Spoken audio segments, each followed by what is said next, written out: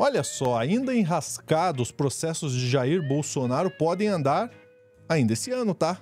Será que vão conseguir anistia ou será que a gente vai poder abrir o champanhe? Quem vai contar pra gente é o Pedro Zambarda no Plantão do Meteoro.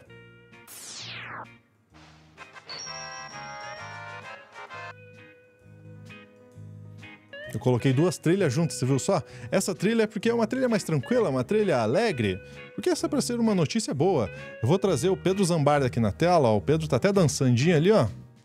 Feliz trazer essa notícia, né? Olha o sorriso dele, olha a coisa boa. Ah, eu fico feliz. Bolsonaro se ferrando é a minha pauta favorita.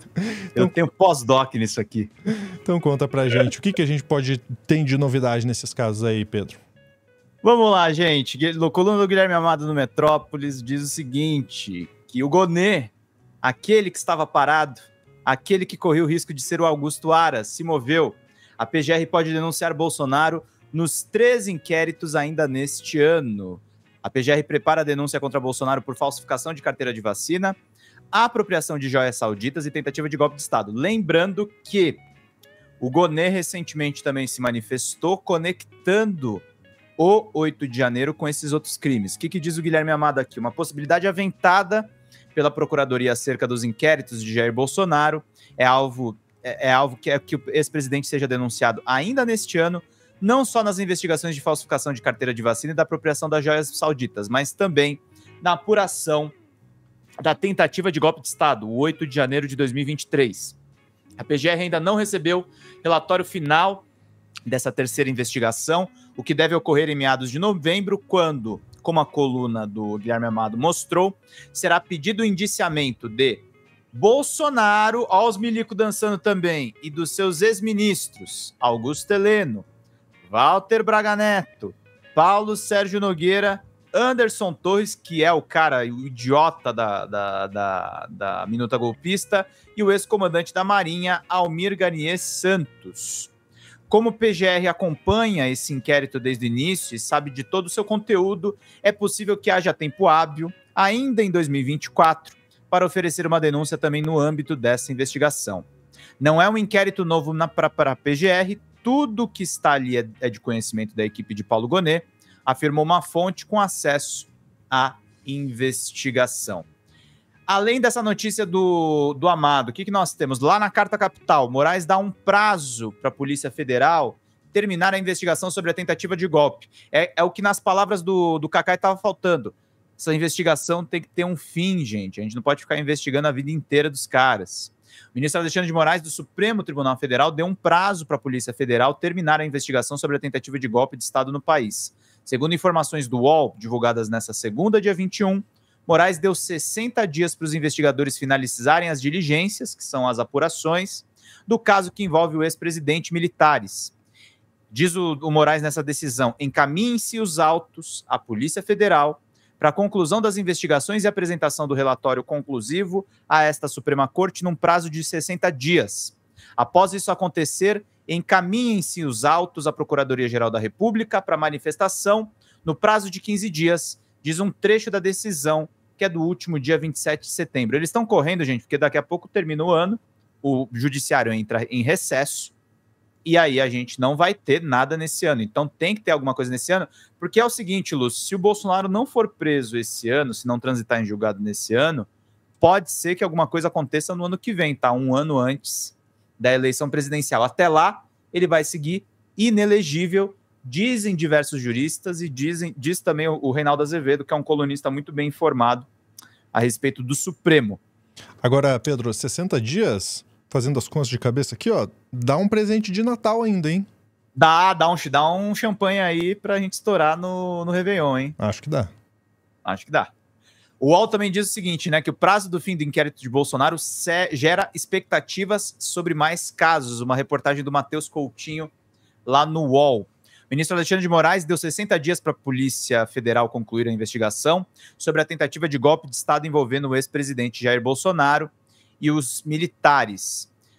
Gonê deve denunciar o ex-presidente em outras frentes. A PF já apresentou o relatório sobre as investigações envolvendo fraudes no cartão de vacinação e desvios de joias recebidas como presentes por Bolsonaro, Procurador-Geral da República solicitou mais algumas diligências, mas a expectativa é que a eventual denúncia seja apresentada a partir de novembro. O inquérito que pode implicar Bolsonaro em atos do 8 de janeiro é o único que atinge militares de alta patente. O caso envolve ex-comandantes das 3 forças do governo Bolsonaro, como disse o UOL em manifestação recente. A PGR vinculou pela primeira vez os atos de 8 de janeiro à minuta golpista. Então, o ministro aguarda a conclusão das investigações dos inquéritos de fake news e das milícias digitais. A PF ainda precisa apresentar os relatórios para encerrar as investigações. Cabe à PGR analisar o material e decidir se denuncia Bolsonaro e outros investigados. Então, pode andar, além dessas 3 investigações principais, os inquéritos das fake news e das milícias digitais que fundamentam. Eu li o documento da Polícia Federal e é isso, os casos estão todos conectados. E outra jornalista que está muito bem informada a respeito disso é a minha querida colega Juliana Dalpiva, lá no ICL, que ela explica diretamente como é que o Bolsonaro está particularmente muito ferrado. Vamos ver juntos? Muito extenso para afinar a catalogação dessas provas. Para poder apontar a conexão entre o quebra-quebra do 8 de janeiro, né, a tentativa de golpe de Estado no 8 de janeiro, com as outras tentativas de golpe, os planos que foram feitos. Enquanto eu estava aqui me preparando para conversar com vocês, eu quero trazer para a nossa audiência entender, Jair Bolsonaro e seus aliados não tentaram dar um golpe de Estado uma única vez. Eles planejaram de diferentes maneiras. A Carla Zambelli e o hacker para pensar uma maneira de descredibilizar as urnas é lido pelos investigadores como também parte de uma tentativa de golpe de Estado. A minuta encontrada na casa do Anderson Torres, a minuta encontrada no celular do Cid, o senador Marcos Duval, lembra a história que ele foi dentro do Palácio Planalto conversar com o Bolsonaro para gravar o Alexandre de Moraes. Então, assim, aí tem toda aquela discussão também que a gente fez no começo do ano, dos depoimentos dos comandantes militares que foram chamados. Eu, inclusive, considero, do conjunto de provas, algumas das principais provas são justamente estes depoimentos dos comandantes militares, que contam que foram chamados e constrangidos em mais de uma ocasião a estarem em reuniões em que isso foi discutido e que se recusaram, né? O ex-comandante da Aeronáutica, Batista Júnior, fala sobre a deputada Carla Zambelli chamando ele para uma reunião com o Bolsonaro sobre isso e se sentindo constrangido com relação a isso. O comandante do Exército dizendo que se o presidente chegasse a esse nível, né, o então presidente, o Jair Bolsonaro, ele teria que dar ordem de prisão. Então, eu acho, inclusive, esses depoimentos bastante importantes para a conclusão do inquérito. Então, são muitas as tentativas.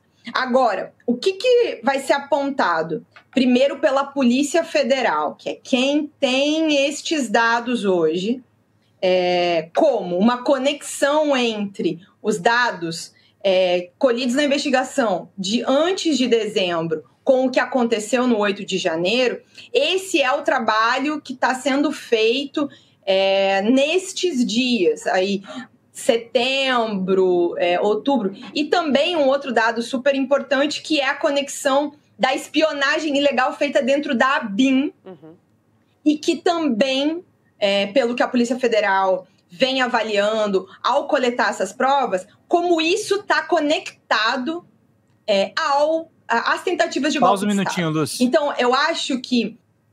Investigação da ABIN paralela, liderada por Alexandre Ramagem, candidato de Bolsonaro à Prefeitura do Rio de Janeiro. Pode seguir. Do que a gente viu na Tempus Veritatis, lá em fevereiro, quando toda aquela gente foi alvo de busca e apreensão, quando ocorreram algumas prisões, para agora, a grande questão que vai vir à tona é também o uso da ABIN para as tentativas de golpe de Estado, que é uma coisa que não estava lá naquele relatório, lá em fevereiro, quando a gente noticiou a operação. Isso não fez parte daquela operação. Isso foi verificado, descoberto, na medida em que as investigações andaram e as provas foram coletadas. Por isso que eu sempre sou a voz contrária aqui ao falar que a investigação ela demora. Essa parte eu concordo com vocês. Mas eu também sempre sou a favor de uma investigação que leve o tempo necessário. Então, assim, não é o Gonê hoje, não é que o Gonê está demorando para concluir a denúncia para a PGR. A Polícia Federal precisa concluir o inquérito. Ele só pode oferecer denúncia depois que a Polícia Federal apresentar a conclusão do inquérito. E pelo que eu entendi também, ouvindo quem está ali nessa linha de frente, a PGR não quer terminar as denúncias, né, não quer concluir as denúncias antes que a Polícia Federal conclua este último inquérito, porque eles querem avaliar o que está conectado destes 3 casos. Acho que o caso das joias vai caminhar em separado, numa denúncia à parte. Agora, uma coisa que todo mundo aqui pode ter certeza, vai ter denúncia. Vai ter denúncia. Você tá mutado, Pedro. Vai ter denúncia. Olha o champanhe, hein? Já prepara, deixa separadinho, né? Não chora, Bolsonaro, não chora.